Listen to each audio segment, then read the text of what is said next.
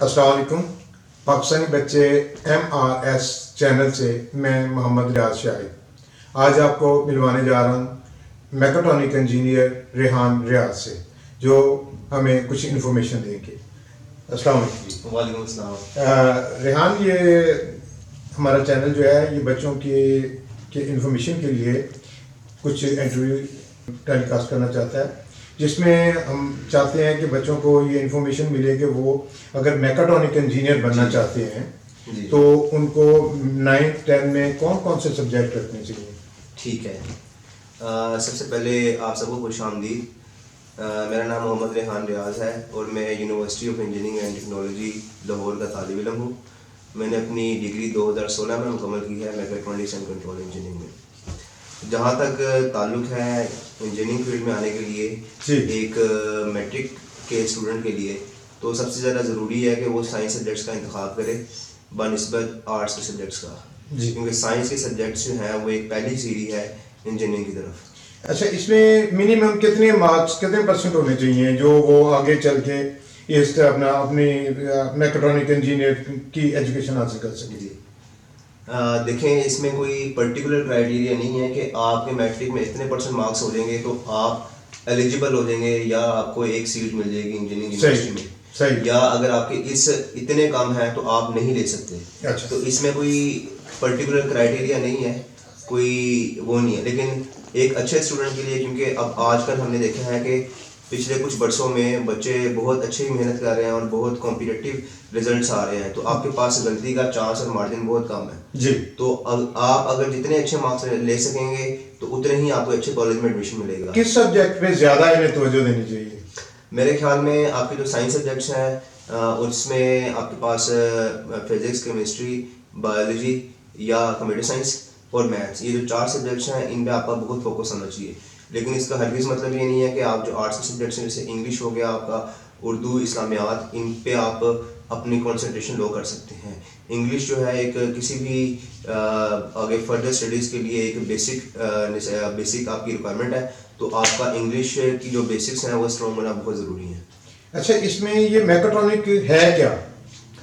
देखिए, मैकेट्रॉनिक्स जो है, अगर हम एक सादा अल्फाज में बात करें तो मैकेट्रॉनिक्स एक जदीद साइंस की, इंजीनियरिंग की एक जदीद हमारे पास कैटेगरी आई है, जिसके अंदर जो है मैकेनिकल, इलेक्ट्रिकल और कंप्यूटर साइंस, इन तीनों ब्रांचेस को लिंक किया गया है, इंटीग्रेट किया गया है। तो एक मैकेट्रॉनिक्स इंजीनियर इन तीनों ब्रांचेस के जो कोर जो कॉन्सेप्ट्स हैं वो यूटिलाइज करके एक इंडस्ट्री में जो है एक प्रॉब्लम को सोल्व कर सकता है। इसमें आपको क्या कुछ सिखाया जाता है यूनिवर्सिटी में? कौन कौन क्या क्या चीज़ें बताई जाती हैं, क्या कुछ सिखाया जाता है? कि हमें जो मैकेट्रॉनिक्स एंड कंट्रोल इंजीनियरिंग है, जैसे एक जदीद ब्रांच है, जैसे अब बायोटेक्नोलॉजी जो है, बायोमेडिकल साइंसेज जो है बहुत इन हो रही है, जिसमें डॉक्टर्स के साथ मिलकर जो है इंजीनियर्स एक ऐसी प्रोडक्ट्स बनाते हैं जो कि मरीज़ों के लिए बहुत मतलब यूज़फुल होती है। तो मैकेट्रॉनिक्स भी एक ऐसी ही ब्रांच है जो कि बहुत लेटेस्ट ब्रांच है। इसमें हमें ऑटोमेशन सिखाई जाती है, industrial automation. Specifically industrial automation का मतलब ये है कि आपके पास कोई भी एक प्रोसेस जो कि इंडस्ट्री में हो रहा है, तो आपने उसको ऑटोमेट करना है। उसमें से जो इंसानी एक इनपुट है, ह्यूमन इनपुट, वो आपने माइनस करनी है। ह्यूमन इनपुट माइनस करने का मतलब ये है कि एक तो आपके पास प्रोसेस में क्वालिटी जो है वो एक कंसिस्टेंट क्वालिटी आएगी, क्वालिटी इंप्रूव आएगी, क्योंकि ह्यूमन एरर जो है वो इसमें से नेगलेक्ट हो जाएगा। और सबसे अच्छी बात ये कि आपके पास जो प्रोसेस का टाइम है वो कम से कम हो जाएगा। तो प्रोसेस के टाइम के कम करने के लिए और अपनी क्वालिटी बेहतर बनाने के लिए और कंसिस्टेंट क्वालिटी प्रोड्यूस करने के लिए जितनी भी मल्टीनेशनल कंपनीज हैं वो इंडस्ट्रियल ऑटोमेशन की तरफ जा रही हैं। और इंडस्ट्रियल ऑटोमेशन जो है वो हमारी एक डायरेक्ट जॉब है मैकेट्रॉनिक्स इंजीनियर की। ये रोबोट भी इसी में आता है? जी बिल्कुल। रोबोट बेसिकली एक ऐसी मशीन को कहा जाता है जिसमें आप एक काम को करने की, समझने की सलाहियत जो है वो डाल दें। अगर फॉर एग्जांपल एक बोतल को मैंने फिल करना है तो एक इंसान जो है वो बोतल को फिल कर देगा, जो कि आपने 80% एक बोतल को फिल करना है। अगर आप यही सोचने और समझने की सलाहियत एक मशीन को दे देंगे कि वो उसके सामने एक बोतल आई है और उसको पता है कि इस बोतल में मैंने कौन सा लिक्विड और कितनी मिकदार में फिल करना है, तो अगर आप ये समझने की सलाहियत उसको दे देंगे तो वो एक रोबोट बन जाता है। अच्छा, ये जब मैट्रिक में वो क्लियर हो गए, कॉलेज में चले गए, कॉलेज में उन्होंने कौन कौन से सब्जेक्ट रखने हैं? देखें कॉलेज में अगर आपने इंजीनियरिंग फील्ड चूज़ करनी है, मैकेट्रॉनिक इंजीनियर बनने के लिए। जी, अगर आपने मैकेट्रॉनिक्स इंजीनियरिंग फील्ड चूज़ करनी है तो उसमें आपके पास जो है फिज़िक्स, केमिस्ट्री और मैथ्स, ये एक जेनेरिक और टॉप मतलब कॉमनली जो लोग जनरली सिलेक्ट करते हैं वो ये कॉम्बिनेशन सिलेक्ट करते हैं। लेकिन ऐसा नहीं है कि आप इसी कॉम्बिनेशन के साथ जाएं, आप इसके अलावा जो आईसीएस के सब्जेक्ट्स हैं आप उसके थ्रू भी मैकेट्रॉनिक्स में एंटर हो सकते हैं। उसमें आपके पास स्टेटिस्टिक्स भी आ जाती है, फिजिक्स आपको लाजमी पढ़नी पड़ेगी, मैथमेटिक्स आपको लाजमी पढ़ना पड़ेगा। तो केमिस्ट्री में आपके पास जो है ना चॉइस आती है कि केमिस्ट्री या आप कंप्यूटर साइंस और स्टेटिस्टिक्स जो है वो आप चूज़ कर लें। जी। अच्छा, ये कॉलेज से फारग हो गए हैं, जी। उसके बाद यूनिवर्सिटी में एडमिशन के लिए आपको एंट्री टेस्ट की भी तैयारी करनी होती है? जी बिल्कुल। अब हमारे पास जो एक क्वालिटी यूनिवर्सिटीज़ हैं जो कि दुनिया में एक अच्छी रैंकिंग समझी जाती है, तो उनमें हमारे पास 5-7 यूनिवर्सिटीज़ हैं जो कि पाकिस्तान की बहुत अच्छी हैं। जी। तो तकरीबन हर यूनिवर्सिटी का एक अपना टेस्ट होता है और उसका अपना एक पैटर्न होता है, और जनरली पैटर्न सबका एक जैसा ही होता है। उसमें होता ही है कि आपको कुछ परसेंटेज जो है वो एफएससी की और कुछ परसेंटेज जो है वो मैट्रिक की काउंट कर रहे होते हैं, और जो रिमेनिंग परसेंटेज है जो कि एक मेजर पोर्शन होता है वो आपका एंट्री टेस्ट काउंट कर रहा होता है।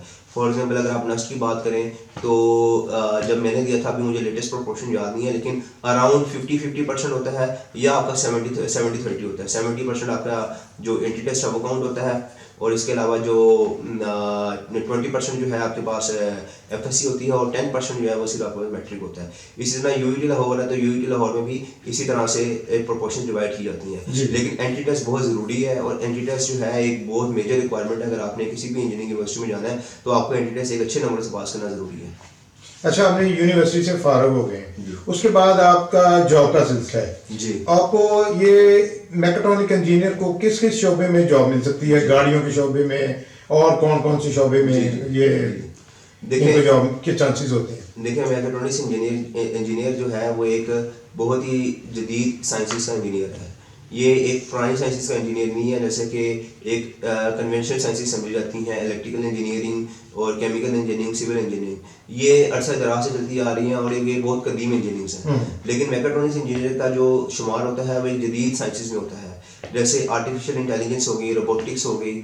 इसके अलावा कंप्यूटर साइंस भी जो है, कंप्यूटर साइंस के भी बहुत मेजर सब्जेक्ट्स हैं वो इसके अंदर आते हैं। सही। तो जितनी भी जदीद फर्म्स हैं जो कि मल्टीनेशनल फर्म्स हैं जो कि इंडस्ट्रियल ऑटोमेशन की तरफ जा रही हैं, तो वो ज़्यादातर मैकेट्रॉनिक्स इंजीनियर्स को हायर करती हैं। अब मैकेट्रॉनिक्स इंजीनियर जो है वो सबसे पहले जो है वो ऑयल एंड गैस में बहुत ज़्यादा डिमांड है, क्योंकि ऑयल एंड गैस में आपके पास बड़ी बड़ी पीएलसीज होती हैं, स्काडा सिस्टम्स होते हैं, आपके पास अलार्म जनरेटिंग सेंसर्स लगे होते हैं, एक्चुएटर्स होते हैं। तो ज़्यादातर रिक्वायरमेंट जो ज़्यादातर डिमांड है मैकेट्रॉनिक्स इंजीनियर की वो ऑयल एंड गैस कंपनी में, जिसमें एसएनजीपीएल आपके पास आती है, एवेंसियन कंपनी एक आती है, इंटेक ऑटोमेशन आती है आपके पास, जो कि एक लीडिंग ब्रांड्स हैं दुनिया में भी और पाकिस्तान में भी। इसके अलावा अगर आप देखें तो एफएमसीजी फर्म्स हैं जिन्होंने पैकेजिंग करनी होती है या अपनी एक प्रोडक्ट्स जो हैं वो निकालनी होती हैं, जो यूटिलिटीज़ होती हैं कंज्यूमेबल, जैसे कोका कोला हो गई, पेप्सी हो गई, हलीब फूड्स हो गई, आपके पास जो है वो शिलम बर्जर हो गई, आपके पास टेट्रा पैक हो गई। ये ऐसी फर्म्स हैं जो कि मल्टीनेशनल हैं, इनका बहुत मेजर स्केल पे पैकेजिंग का काम है। तो मैकेट्रॉनिक्स इंजीनियर जो यहाँ पे बहुत अच्छे यूटिलाइज होते हैं। नंबर 3 पे जो पाकिस्तान की तकरीबन 45% इंडस्ट्री है प्राइवेट सेक्टर की, वो टेक्सटाइल है। तो टेक्सटाइल में हमारा एक बहुत इंपॉर्टेंट रोल है, क्योंकि हर दुनिया जो है वो आपके पास जा रही है इंडस्ट्रियल ऑटोमेशन की तरफ। इंडस्ट्रियल ऑटोमेशन से आपके पास जो प्रोसेस के टाइम है वो कम से कम हो जाता है और आपकी क्वालिटी बहुत इंप्रूव हो जाती है। तो टेक्सटाइल में जब आपने एक्सपोर्ट क्वालिटी का मटेरियल बनाना होता है तो आपको इंडस्ट्रियल ऑटोमेशन के बगैर आप ह्यूमन हैंड से सिर्फ नहीं बना सकते। तो टेक्सटाइल में बहुत ज़्यादा हो रही है। इसके अलावा जो पाकिस्तान की एक मेजर एक्सपोर्ट्स है वो है स्पोर्ट्स इंडस्ट्री। अब सियालकोट में चले जाएं तो सर्जिकल और स्पोर्ट्स इंडस्ट्री बहुत बूम पे है, जिसमें पाकिस्तान बहुत मेजर एक्सपोर्ट का जो रेवेन्यू कमाता है वो अर्न करता है सियालकोट से थ्रू सर्जिकल और स्पोर्ट्स इंडस्ट्री से। तो सर्जिकल और स्पोर्ट्स इंडस्ट्री जो कि दुनिया में बहुत अच्छे लेवल पे इस्तेमाल होती है, तो वहाँ पे आप अगर सिर्फ और सिर्फ ह्यूमन हैंड पे छोड़ दें, ह्यूमन स्किल्स पे छोड़ दें, तो वो इनफ नहीं होगा। तो अब दुनिया जो है वो आपके पास जा रही है इंडस्ट्रियल रेवोल्यूशन की तरफ, इंडस्ट्रियल डेवलपमेंट की तरफ, इंडस्ट्रियल ऑटोमेशन की तरफ जा रही है। तो उसमें मैकेट्रॉनिक्स इंजीनियर का एक बहुत बड़ा रोल है। इसमें स्पेशलाइज अगर आप करना चाहें तो उसमें आगे क्या स्पेशलाइज कर सकते हैं? देखें, ये अगर मैकेट्रॉनिक्स आगे किसमें स्पेशलाइजेशन कर सकता है, वो इलेक्ट्रिकल है, इसके अलावा मैकेनिकल में भी आप कर सकते हैं। मैकेट्रॉनिक्स एक मतलब चॉइस ए है आपके पास, सबसे फर्स्ट चॉइस है जिसमें आप मैकेट्रॉनिक्स के अंदर ही आगे स्पेशलाइजेशन करते हैं। इसके अलावा जो अगर आप स्पेसिफिकली फील्ड की बात करें तो स्पेसिफिक फील्ड्स में बायोमेडिकल इंजीनियरिंग है जिसमें आप अपना मास्टर्स कर सकते हैं, अपनी स्पेशलाइजेशन कर सकते हैं। इसके अलावा आपके पास जो है वो एयरक्राफ्ट इंजीनियरिंग है, आपके पास एरोनॉटिकल इंजीनियरिंग है जिसमें भी आपको मैकेट्रॉनिक्स इंजीनियरिंग बहुत ज़्यादा रिक्वायर्ड होते हैं, आप उसमें भी अपनी कर सकते हैं। एम्बेडेड इंजीनियरिंग में आप कर सकते हैं, अपना मास्टर्स कर सकते हैं। तो ये एक ऐसी फील्ड्स हैं जो कि बहुत स्पेसिफिक फील्ड्स हैं। आप मशीन लर्निंग में अपना मास्टर्स कर सकते हैं, आप आर्टिफिशियल इंटेलिजेंस में अपना मास्टर्स कर सकते हैं। तो स्पेसिफिक फील्ड्स की भी गुंजाइश मौजूद है मैकेट्रॉनिक्स करने के बाद। और आपके पास जो जेनेटिक फील्ड्स हैं जो कि बहुत मेजर फील्ड्स हैं, जैसे इलेक्ट्रिकल इंजीनियरिंग होगी, मैकेनिकल होगी, कंप्यूटर साइंस होगी, आपके पास इसमें भी मास्टर्स करने की गुंजाइश मौजूद है। सही। अच्छा, ये फर्स्ट करें हमने मैकेट्रॉनिक इंजीनियरिंग बच्चे ने कर ली है जी, अब जॉब का सिलसिला आया है जी किसी वजह से भी उसको जॉब नहीं मिलती जी, और उसमें वो अगर अपना काम करना चाहे या बैरून मुल्क जाना चाहे तो बैरून मुल्क में इस फील्ड के क्या चांसेस हैं? आपके पहले क्वेश्चन की तरफ आते हैं कि आप अगर जॉब नहीं करना चाहते, इसकी भी दो वजूहत हो सकती हैं, या तो आपको जॉब मिली नहीं है या आप करना ही नहीं चाहते। तो इन एनी रीजन अगर आप अपना जॉब नहीं करना चाहते तो आप कारोबार करना चाहते हैं तो ये एक बहुत आइडियल फील्ड है मेरे ख्याल में। वो इस वजह से क्योंकि अगर आप कन्वेंशनल फील्ड देखें, सिविल इंजीनियरिंग देखें या मैकेनिकल इंजीनियरिंग देखें या इवन इलेक्ट्रिकल इंजीनियरिंग भी देखें, तो उसके लिए इंफ्रास्ट्रक्चर बहुत बड़े लेवल पर चाहिए। अब एक सिविल इंजीनियर जो है वो अपने तौर पर एक प्रोडक्ट नहीं बना सकता क्योंकि उसको एक बहुत बड़ी इन्वेस्टमेंट चाहिए आपको बिल्डिंग बनाने के लिए और आपको अपना इंफ्रास्ट्रक्चर बनाने के लिए। इसी तरह मैकेनिकल इंजीनियर को एक बहुत बड़ी मशीन चाहिए जिनके थ्रू वो अपनी जो है वो स्किल दिखा सकता है। लेकिन अगर आप बात करें एक मैकेट्रॉनिक्स इंजीनियर की, तो मैकेट्रॉनिक्स इंजीनियर जो है एक बहुत स्मार्ट इंजीनियर समझा जाता है। वो इस वजह से कि वो एक ऑलरेडी एग्जिस्टिंग जो हमारे पास मशीन्स हैं उसको रेट्रोफिट करके उसको ऑटोमेट कर सकता है, ऑटोमेट भी कर सकता है और सेमी ऑटोमेट भी कर सकता है। इन दोनों का फायदा ये होगा कि मशीन जो है वो ज़्यादा एफिशिएंट हो जाएगी और टाइम भी कम से कम लगाएगी और क्वालिटी भी बहुत अच्छी प्रोड्यूस करेगी। तो मैकेट्रॉनिक्स इंजीनियर के पास एक बहुत बड़ा स्कोप है कि वो अपना कारोबार कर सके। इसके अलावा अगर हम देखें, चूंकि मैकेट्रॉनिक्स जो है वो इंटीग्रेशन है एक तीन मेजर फील्ड्स की, जो कि इलेक्ट्रिकल है, मैकेनिकल है और कंप्यूटर साइंस है। तो अगर आप कंप्यूटर साइंस की बात करें तो कंप्यूटर साइंस में अगर इंटरेस्ट है, जैसे कि मेरा बहुत इंटरेस्ट है और मैंने जो अपना मास्टर्स किया है वो डेटा साइंस के अंदर किया है, तो अब मुझे अपनी स्किल को एग्जिबिट करने के लिए और मुझे अगर मैंने अर्न करना है, अपना बिजनेस बनाना है, तो मुझे डेटा साइंस जो है बहुत फेवरेबल है और मेरा इंटरेस्ट भी इसमें बहुत है। और इसके लिए मुझे किसी टूल की जरूरत नहीं है, सिर्फ मेरे पास एक लैपटॉप और मेरी एक बेसिक स्किल्स हो तो मैं एक अच्छा प्रोजेक्ट विन कर सकता हूँ। वो थ्रू फ्रीलांसिंग भी कर सकता हूँ, थ्रू मैं अपने पार्ट टाइम जॉब भी कर सकता हूँ। तो ये एक बहुत अच्छी इस लिहाज से फील्ड है कि अगर आप ये डिग्री कंप्लीट कर लेते हैं तो आपके पास जो एम्प्लॉयमेंट के चांसेस हैं, जो वेज ऑफ अर्निंग है, जो अपॉर्चुनिटीज हैं आपके पास, वो बहुत बढ़ जाती हैं। आपके दूसरे सवाल पे आते हैं कि अब्रॉड आपके पास क्या अपॉर्चुनिटीज हैं, तो मेरे ख्याल में अब्रॉड एक बहुत अच्छी अपॉर्चुनिटीज है। पाकिस्तान में चूंकि जो इंडस्ट्रियल डेवलपमेंट है और इंडस्ट्रियल ऑटोमेशन है, ये एक बहुत ही महंगी चीज़ है और एक इनिशियल लेवल पे बहुत डिमांडिंग और बहुत कैपिटल डिमांडिंग फील्ड है ये। तो इसमें ज़्यादातर जो कंपनीज हैं वो इन्वेस्टमेंट नहीं कर पाती क्योंकि उनका जो सर्कल होता है, इकोनॉमिक सर्कल जो होता है, फाइनेंशियल सर्कल, वो इजाज़त नहीं देता। लेकिन जो मल्टीनेशनल्स हैं उनको पता होता है कि हमने अगर अपनी कम्पीट करना है एक सेंचुरी तक, एक डेकेड तक कम्पीट करना है अपने कंपेटिटर्स के साथ, तो उनको पता है कि हमने अपना प्रोसेस टाइम कम से कम करना है, अपनी क्वालिटी इंप्रूव करनी है ताकि जो क्लाइंट है वो हमारे पास ही रहे। तो वो इस चीज़ को फोर्स करते हुए जो है उनके पास बजट भी होता है तो वो फिर इन्वेस्ट करते हैं।